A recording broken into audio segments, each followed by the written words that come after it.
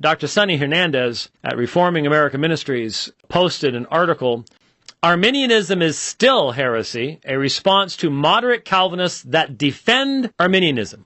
When someone does not take a radical view of something and asks for fairness and balance, when the other side goes, you're defending that is indicative of a problem in thinking. You can say that the issues of Arminianism are important, strike at consistency.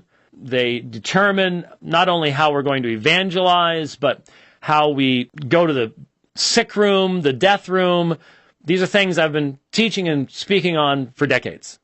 But when you say that a person can be saved and not hold to every single distinctive of Reformed theology, that is not a defense of Arminianism.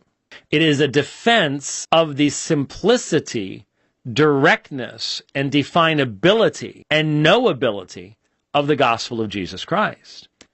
When you confuse the distinctives so that you are willing to say that someone is not your brother or sister in Christ because of a disagreement on specific issues that are not defined by the apostles as definitional of the gospel, that's where the imbalance comes in.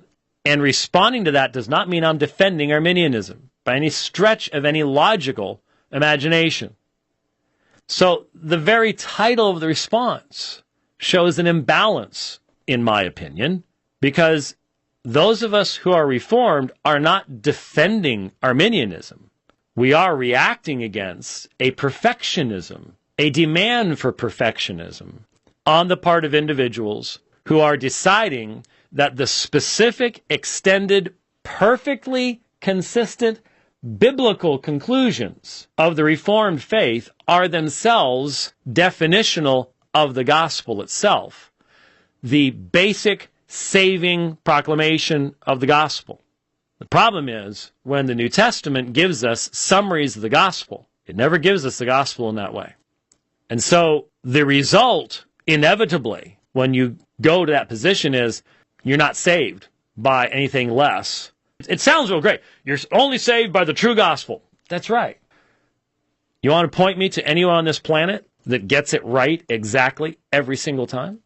I certainly hope, Dr. Hernandez, you don't think that you've got it all figured out. And if you will confess that there may be elements of the gospel that you might be in error about, does that mean that you're proclaiming a false gospel? Does that mean the people who would believe through your testimony are themselves not saved? I think these are things we need to be thinking about.